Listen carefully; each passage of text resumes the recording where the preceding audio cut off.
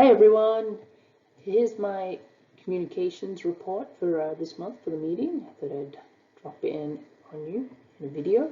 So here's a little bit of an overview of the work that I've been doing mostly over the last 6 months. I have it in two sections, so we're going to look at some of the program work and then look at how some of our communication channels are going at the moment. So we've had two main programs that I've been working on, particularly for the first 3 months of the year, was really the Amplify project with the planting on March 12th. So we had a lot to do there to really get people out on the day and make that event a big success. And the other project related to tree planting too is the Urban Greening for Clean Water, which Lizette has mostly been working on.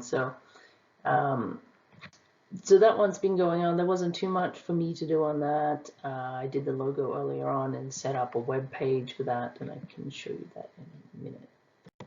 So for Amplify, we had the target of 2,000 trees for the one day for the 30 cities. Now that did get down to 28 cities due to some cities pulling out because of the drought. We had approximately 1,300 volunteers registered online and also signed out online waivers, so that was great. So that was a good way of looking after volunteers, I think, this year, and also doing the waiver online was very handy. We went with a multi-channel campaign for the education awareness and outreach to volunteers. So there's quite a bit of education up front with different groups, so we wanted to have the cities on board, have the community groups on board, have the people in the communities value and appreciate the trees that we're going to go in. So we can have a few things I can show you on that. We used a lot of social media. We did quite a few videos this program, which I think was actually great, and they make us look really professional, which I really liked about the videos. And actually, you can see, to actually see people out enjoying the day, particularly the day of the planting day on March 12th, and to have that video coverage was great. With Trepepi Smith, they helped with writing some blog posts so that we could actually get regular blog posts up onto the Invest from the Ground Up site. Those also went out in emails and newsletters, and we did quite a few webinars, and we have recordings of those which go onto the website and also onto our YouTube channel. So Taylor Guitar were very good as a partner and donated a guitar from Urban Ash, which was valued at about $1,500. So we used that as a way to also help recruit volunteers, because everyone that volunteered went into the draw for the guitar. So that was a great way of promoting volunteers. As I mentioned a little bit before, the videos, we took videos with Trepepi Smith. They sent up professional photographers and videographers on the day of the planting. They got out into those 4 hub cities, grabbed some great footage. Then they went back and quickly edited them, and I was working with them behind the scenes after the event that day so that we could get clips together and then get them onto our social media platforms, and then through Trepepi out to the various local news stations. So that was very good. In partner, and this is more actually the Britain Fund taking lead on this one, is the app for children that's been going on as well. It's something we've been developing with Harvey Mudd College with their students. So the My Tree and Me app. It's in early stages, and this is like very much the first iteration. So it's been a good learning curve, I think, for the whole team on actually what it takes, excuse me, to actually put an app together, and just what we actually want it to do and want it to perform, and going through that whole process. So I think that's been really great. At the events for Amplify, we also had some signage up. Each city got to have their logo featured on their banner, and the banners were good to actually help bring people to the locations, so that was nice. And this time around, a bit like if anyone was around for the very, very early days of Invest from the Ground Up, we had t-shirts again for volunteers, and they actually proved very popular, and I can show you some great shots of everyone in our t-shirts out planting trees after. So we have some videos. I won't play it here, but you can see these on our YouTube channel. And we had a video about the program, just a short, almost like a 1-minute commercial. So that was to encourage volunteers to sign up. All right, so here's some of the content that was going out on our Instagram feed. So Beatty Wolf, who is the musician who plays on Taylor guitars, made a great little video, and we were able to cut that down and edit it into smaller clips, and we featured a number of those clips on our Instagram feed. We had the recruitment video over here that went out. We also did things like community group spotlights, so we're trying to really show just how far and how many cities this program was going to reach. We looked at our other partners like Harvey Mudd with talking about the app. You've got some of the shots here of the trees that were grown with seed that Matt Ritter had collected for the underutilized species. We've got some people out at a planting event for a follow-up post after the day. We had a hashtag for Amplify so that people could share their photos directly with us on social media, which some people did, so that was nice, and we reposted those into our stories. Beatty Wolf's video was Seed to Shade to Song, so we had a blog post about the actual process and how the urban wood aspect at the end of the life of a urban tree. We were doing posts around how many days to go, you could still register to volunteer, those kind of things. So trying to build up the excitement and really push people to volunteer on the day. Okay, so on to the website. So most of the Amplify program material was hosted on our Invest from the Ground Up website. We also copied that same page as our home page on the CUF website, but a lot of it started off on the Invest from the Ground Up website. So we featured Beatty Wolf's video in the top here. There was the ad here that we used about the guitar giveaway, and over here you could actually click and click there on the green and go down to see what city. You can click here, what cities you could volunteer in. So if you scroll down, I mentioned that we did a lot of blog posts. So this is a blog slider here in the yellow background. So I think we ended up with about 12 posts, and we'd put those up quite regularly. So you could go through and click read more, and it'd take you to read more. We have program goals and just what we were trying to do. The more information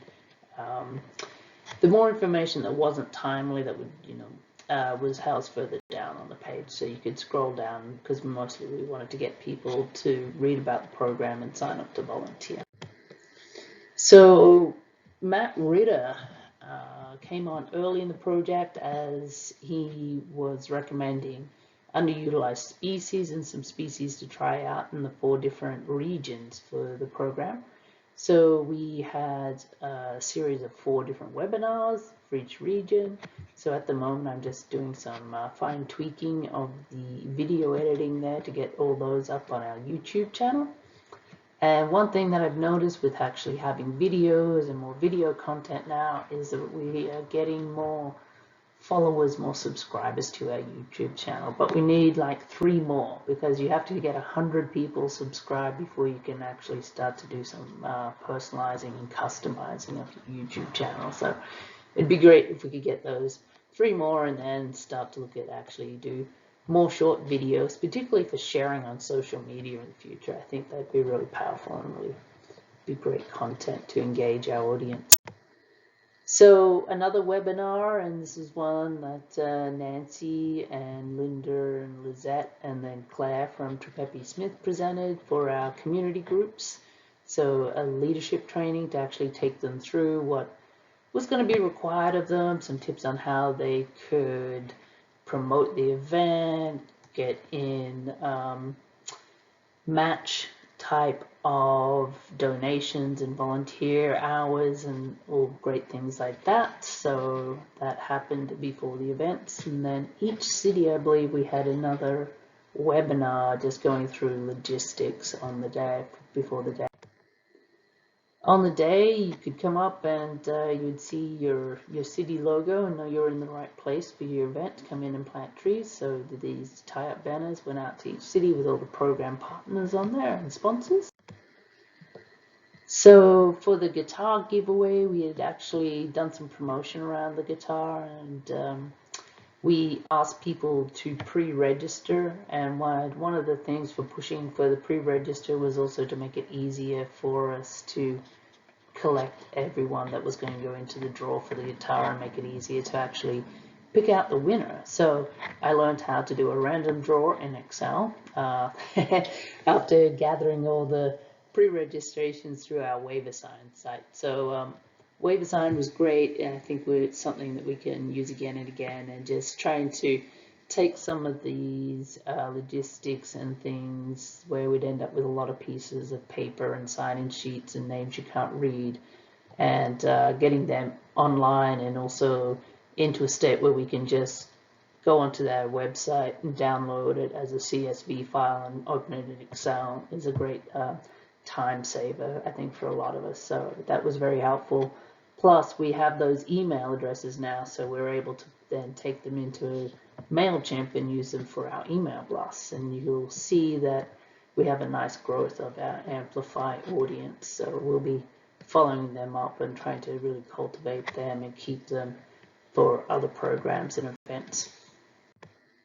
So as I mentioned, we threw quite a bit of our budget into doing t-shirts, and people are very happy with their t-shirts. We had, I believe Linda and Lizette were telling me that some people were getting in touch with them after the event saying, well, I got there late, do I still get a t-shirt? But all the t-shirts were already gone. So about 2,000 t-shirts, and we had around 1,300 pre-registered volunteers. So obviously we ended up with a few more people. I don't know if we would have got 700 walk-ups though, but t-shirts were popular. And here are some of the videos that we actually produced for each of the events. So we got these out at the end of the day. So if the event, say, for the hub cities, I believe the plantings went by really quickly, and often were done within about the first hour. So we had these videos shot, edited, ready, and I believe I had them on Facebook by around 6 p.m. because we wanted to get them out earlier than that to the local news stations. So that was great. So Nancy was at the Livermore event and also made the local news too, I believe. I did see a clip of Nancy. The Mayor of Santee here. And then Beatty Wolf as our ambassador there at the event in Ventura. So that was good. She came out. She even wore the same outfit from her video. So that was great. So everyone knew who she was. So onto the app. So here's our beginning stages. So it's kind of like the first draft, really, of an app. So a fun project, interesting to work with students, seeing how they work, and also just trying to look at how an app actually comes together, what we need to do. I would like to kind of massage the design a bit more. I was trying to get a bit more design direction in there, but we tended to focus more on getting the actual functionality correct, which is quite important for an app. So we have, you can see there's the, on the home screen, there's the little, I think that's biologist beaver character avatar. No, well, that might be sidekick squirrel. So we had some avatars, and actually the student that designed the avatars has also made them as little crochet soft toys. So that's quite fun that they got really into the project. So the app's aimed at getting children to actually appreciate and notice the trees around them. It's always a good thing to actually notice your environment a bit more around you, build appreciation over time. So we can have, they can go in, take photos of the trees around near the house or in their environment. That sugar maple you can see in the example is actually a sugar maple in my own backyard, and it is quite big. So I'm really waiting for fall to see how nice that'll get. The app takes them through and shows them that there's different shapes of trees, and that's one of the ways that you can help identify them. So then we have some content on showing them how to identify different trees. There is a game in there to teach them about beneficial bugs, and that some bugs are great for trees and some aren't so great. So you try to help out by taking out the bad bugs there.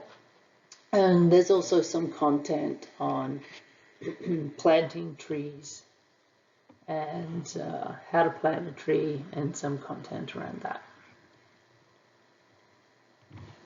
All right. So as I mentioned, the Urban Greening for Clean Water program, there hasn't been too much to do, so it's mostly just taking the website format for a little bit like I used for Amplify. So we have a little bit of the program logo, some information about the program, some of the goals, and then you can go through, and there are links to the different cities. By clicking on the city logos, you can go through and volunteer for the different events. So on top of our regular program work, and this is something that these programs, actually these tree planting programs, did particularly amplified. We did spend quite a bit of time on these ones in the first 3 months, really gearing up for that March 12 from the beginning of the year, from the new year. But as everyone knows, there's also a drought going on, and this drought actually extends across many states, unfortunately. It seems quite severe. So with monitoring things like water restrictions coming within certain cities, counties, and almost across the state, I'm not sure if it's mandatory yet.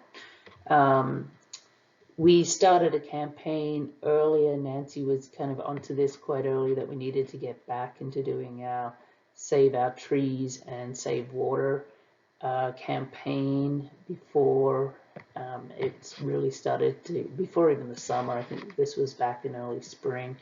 So looking at ways that people can save water and use that water to actually water their trees, because a lot of people turn off their irrigation to their lawn and their poor trees will get thirsty. So we have a lot of material. We looked at some things. So some things like social media graphics. So a number of these are all set up with just little tips on how you can save water and also save your trees. So there's kind of those two threads from the little icon at the beginning. And then I tried out a much like a mini campaign within a campaign here, which is the 5-gallon bucket challenge. So save water around your home to fill up your 5-gallon bucket, and then you can use that to water your trees. So developing a few more posts that we can use around that can keep going throughout the summer. We have we were talking with a number of the other non-profit groups and organizations early about drought and water. Probably several months ago now. There seemed to be a lot of people on those calls. But looking at how we could develop materials that different people can, different groups can then customize, because we've done this very successfully in the past. We've developed infographics. We have the drought flyer. So one thing I've noticed now that we've been using Canva quite a bit, and program team. So when we're doing events like the Amplify event, when we're using Canva, then I can set up a template and then the team can go in and make their own flyers. I don't have to do 30 flyers for them. I can do the one and they can kind of run with it from there. So one of the things that's great about Canva as well is I can set up a lot of these social share graphics, and we can use a link on our website we can even link it to a form, which I've been learning to do the last few days, and offer it as some free assets. So I can lock content on the actual templates of the graphics, and other groups can then add their own logo or and then download it so that we can use that to keep spreading the message. And one of the bits of giving them having a form in between is that we can get them to sign up for things like our newsletter and keep in touch with them and find out who actually is using them. So that's something I'm expanding our drought awareness campaign into. So this is the flyer that I mentioned just before that was very successful for us. So in the last drought, and I believe in the last drought we co-branded it for about 30 or more, maybe it was 50 different cities or groups, and it even ended up in the governor, which was Jerry Brown at the time, in his one of his press release packs, I believe, on the drought. So that was quite good. So we have that one. Another thing, now that our Amplify program's done, is getting back into developing some more content. So I developed these infographic series a few years ago. So we have growing trees as city assets, growing great neighborhoods, grow great grades with greenery, say that very fast, which was on the benefits for students and education, having a nice healthy canopy around you, urban wood, and we also did one on urban trees and pest risk because we wanted to show people just what they were going to lose if the shot hole borer got too out of control with the number of trees coming out. So I have some ideas for some new ones, which you can see as those little draft boxes. So looking at things around energy, so heating and cooling and reducing energy use, because I'm sure people are very much thinking of how much energy they're using at the moment. That's become a real issue. Also doing a revamp of our homeowners infographic that was very popular. I think that was the first infographic I did when I started volunteering, so it's a few years old now. Looking at mental health benefits. So one thing that came out of doing health graphics in the project with Ming Ko and her research that she and a group of others were doing, which was with the Kaiser Permanente data, was the cost reductions for the healthcare system of having greenery, whether that be forest canopy, tree canopy, or nature. And Ming also did a webinar for us and to present those findings. So I wanted to split some of those health benefits, because we're getting more and more of them now, into mental health and then also some physical health benefits, because I think there's some good ones there, and people always talk about how relaxed they feel after a walk amongst trees. So I think that one's a good one to do as well. And finally, bringing it all together with an environmental benefits of urban forests. So some of those benefits that we talk about all the time, but giving them each their own infographic to kind of continue our series there and develop some more content for us. This is the material that ended up coming out of the study that Ming Ko was involved in and the Kaiser Permanente data.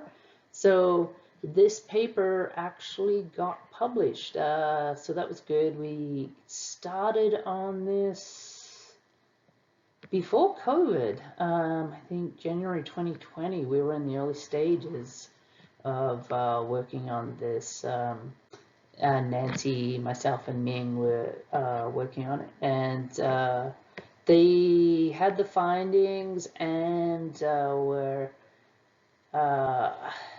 having some difficulty with some of the journals to try and get it published. So you have various tiers of journals, obviously, and with COVID coming through, there was a lot of competition for getting papers published. It seemed a bit more than usual. So great news is they do get published. It is out, and we set up a 2-sided flyer.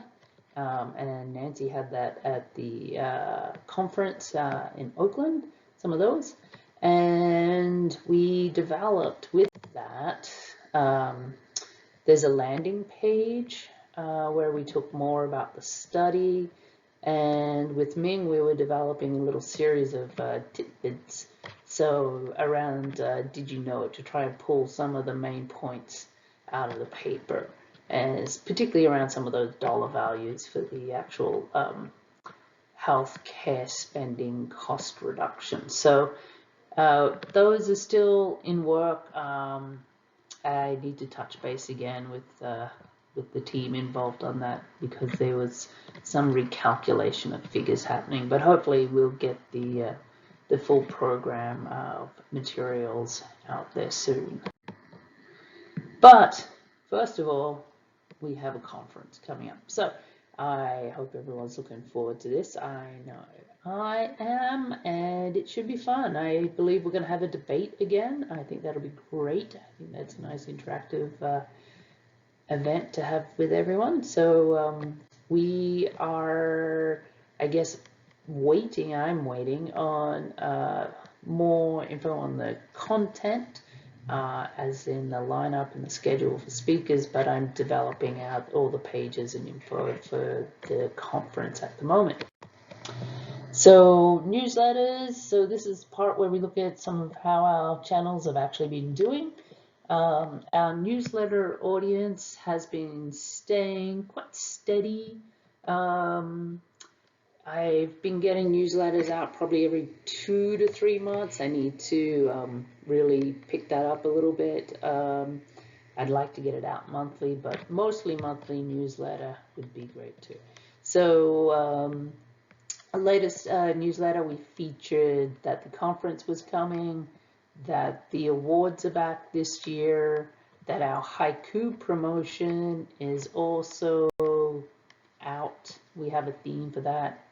Talked a little bit about the Drought campaign, and then we like to feature other opportunities and things like job listings and funding opportunities. So if we look at, our newsletter, so this is our audience for CUF here. I've got 2 audiences now running in our MailChimp software. So we had a sign-up form on Invest from the Ground Up that was for Amplify volunteers and people wanting to know more about that program. So we have those in 2 different audiences. This is how our MailChimp tends to work. So our main CUF audience remains fairly steady. So we tend to be, I guess, picking up enough new people as people, retire, move on, and move off our email lists. But what you can see down here, and this is actually quite good when you look at MailChimp's comparison with other nonprofits, is that people often, more than a quarter of our audience, does open our emails often. So that's good, 27%. Then we have sometimes at 21. So about half of our audience is actually seeing our emails and opening them to read them. So that's great.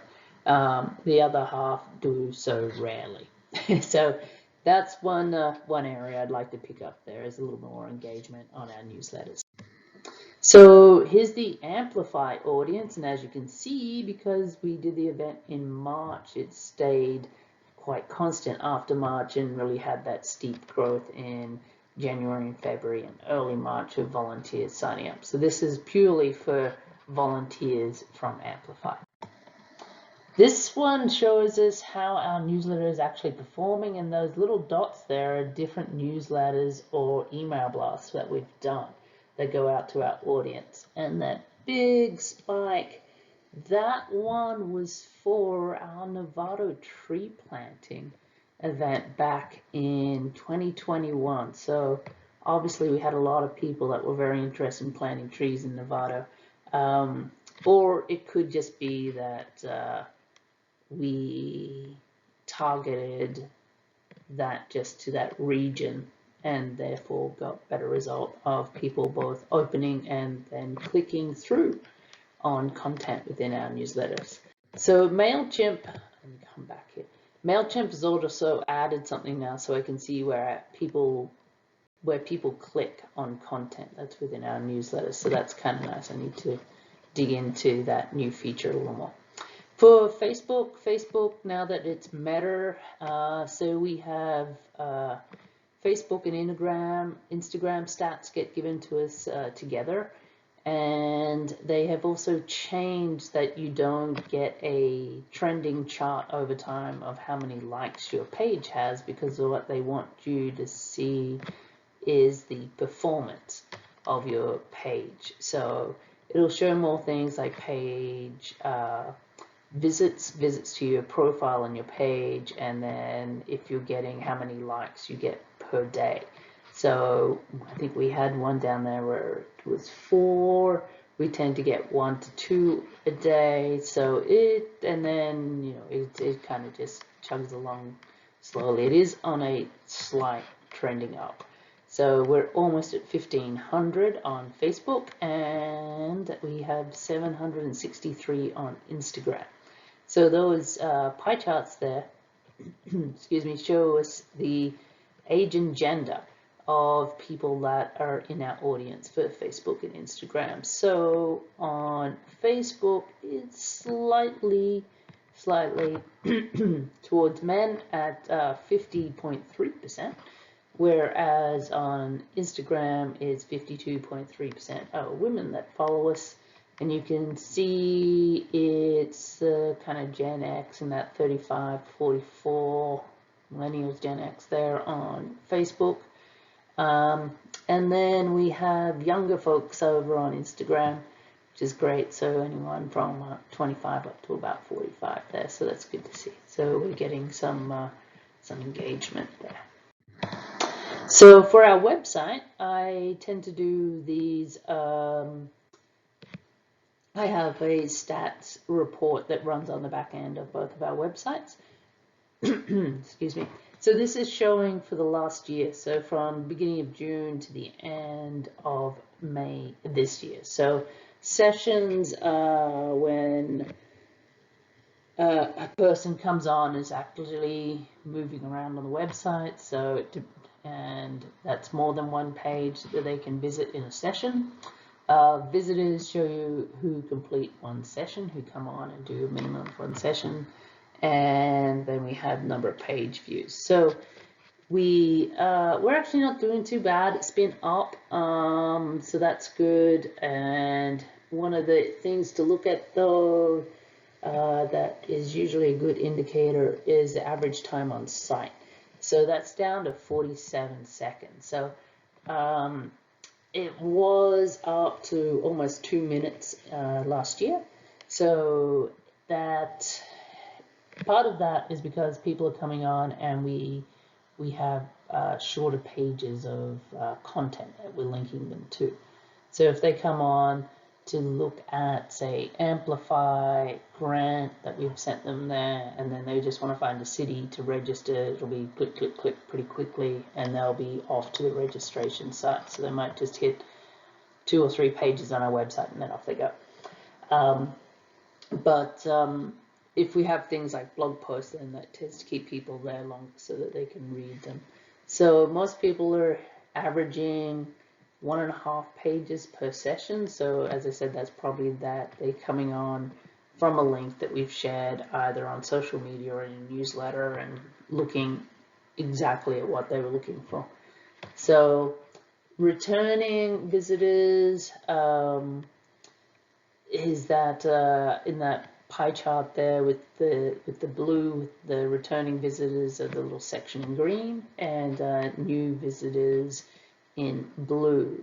I would think that our returning visitors would actually be a bit bigger than that, but I might need to dig into that more.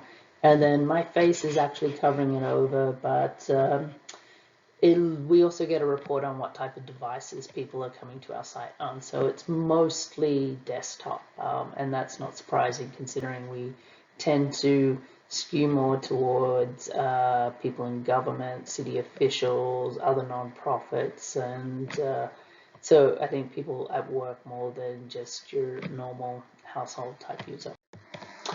For invest from the ground up, a lot more mobile there. If you look at the bottom corner there, you can see that one a little bit better. Again, the new versus the returning users. Most users are new. A little bit longer time on the site there, so 1 minute 9 seconds, so that's good. And again, like 1.5 pages per session. So that really tends to show me that people are coming on, searching for something.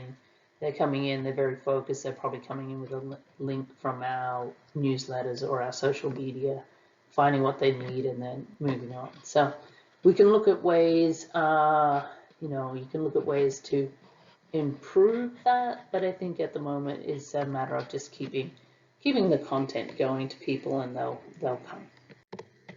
So that's it, guys. That's the end of my reports, my little recording. I hope everyone's having a good time, and enjoy the rest of your meeting.